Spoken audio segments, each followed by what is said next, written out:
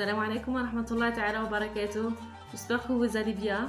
Aujourd'hui, je ne veux pas vous parler de la langue arabe, ni des lettres de la langue arabe.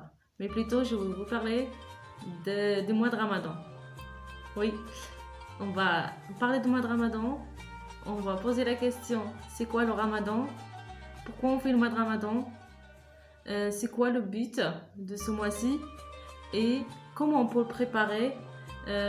Avant l'arrivée du mois de Ramadan, qu'est-ce qu'on peut faire, les préparations qu'on peut faire à la maison et tout ça. Qu'est-ce qu'on fait pendant le mois de Ramadan, et comment on peut terminer ce mois-ci sans rien rater de ce mois sacré. Restez avec moi, je vais vous répondre sur tout ça. C'est quoi le Ramadan? Le Ramadan, on le jeûne, sans rentrer dans les détails, c'est le mois où on doit s'abstenir de boire, de manger, d'avoir des relations sexuelles, de fumer depuis le l'aube jusqu'au coucher du soleil. Pourquoi? On va commencer par la première et la plus importante des raisons, c'est d'obéir à l'ordre d'Allah pour s'approcher de lui et se faire pardonner ses péchés. Il a dit dans le verset de Surat al-Baqarah, dans le verset 185, Surat la Vache, il a dit فَمَنْ شَهِدَ مِنْكُمُ الشَّهْرَ فَلْيَصُمْهُ. Quiconque parmi vous sera témoin de ce mois le jeûnera. Comment s'approcher plus d'Allah subhanahu wa ta'ala pendant le mois de Ramadan? En lisant le Coran, en accomplissant la prière, de bien se comporter avec les gens, de faire des doigts, de méditer, oui, et de donner de l'aumône.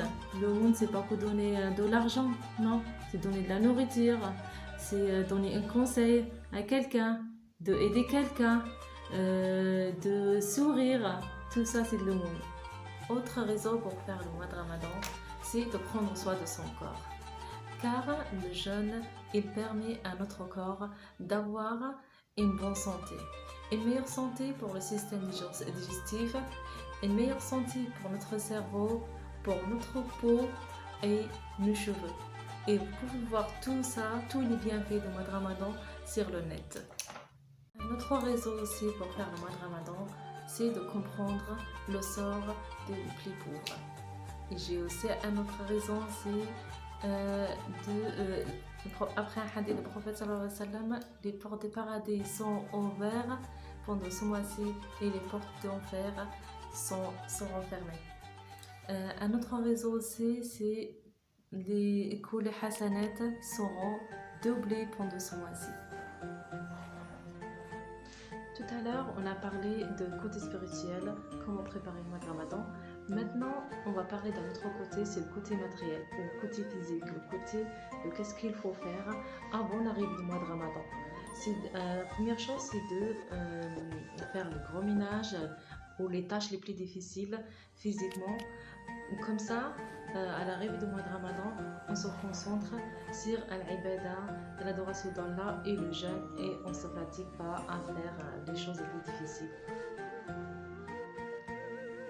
Deuxième chose qu'on peut faire avant l'arrivée du mois de Ramadan, c'est de faire un joli déco, une ambiance spéciale à Ramadan, surtout pour vous, pour les enfants, pour faire une ambiance vraie de mois de Ramadan, de sortir par exemple des jolies vaisselles, faire des jolis décos au salon et à la cuisine.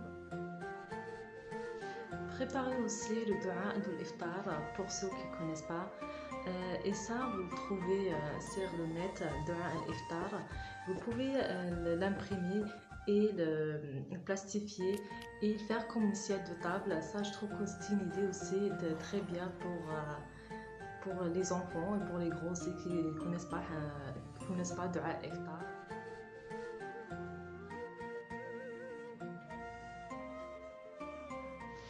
Troisième chose aussi qu'on peut faire avant l'arrivée du mois de Ramadan, c'est de préparer par exemple des chebakia, comme on dit les Marocains, ou des qaraqchettes, comme on dit les Algériens. un macarotte une semaine avant le mois de Ramadan, comme ça sera un dessert pour les jours qui arrivent et faire plaisir aux grands et aux petits aussi. On peut aussi, quatrième chose, on peut aussi préparer un calendrier, comme vous voyez ici, calendrier de Ramadan, pour les enfants, pour préparer l'arrivée de l'Aïd. Avec ce calendrier, vous trouvez plein de modèles sur le net.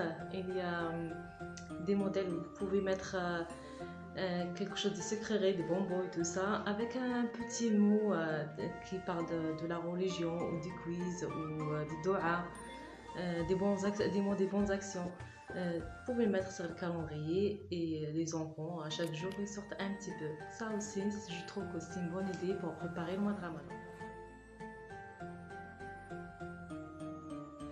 Maintenant, pendant le Ramadan, qu'est-ce qu'il faut faire pendant le Ramadan? La première chose, c'est de prendre le suhoor ou de faire le suhoor. Car le prophète nous a conseillé de faire le suhoor. Il a dit tasaharu fa inna fi suhoori baraka. Faites-vous le suhoor, il est une bénédiction. Rawah al-Bukhari et Muslim.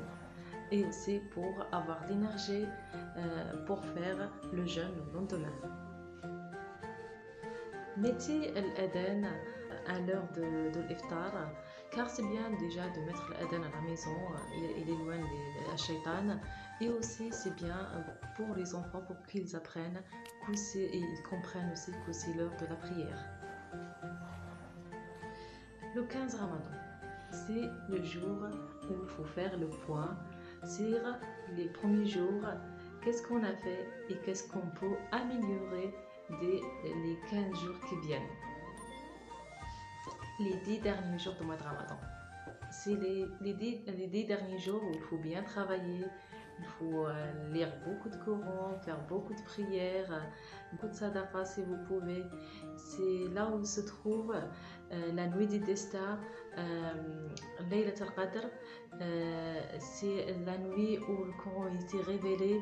C'est une nuit, Allah subhanahu wa ta'ala, il a dit qu'elle est meilleure que 1000 mois, ça veut dire 83 années de travail, d'adoration et tout ça. C'est la nuit aussi où on fait beaucoup de choses chez nous. Dans le pays d'Arabe, on fait des henna pour les filles, on fait la circoncision pour les garçons, on invite la famille, on fait un repas spécial et on invite tout le monde. C'est la nuit la plus importante. J'arrive presque à la fin de ma vidéo d'aujourd'hui.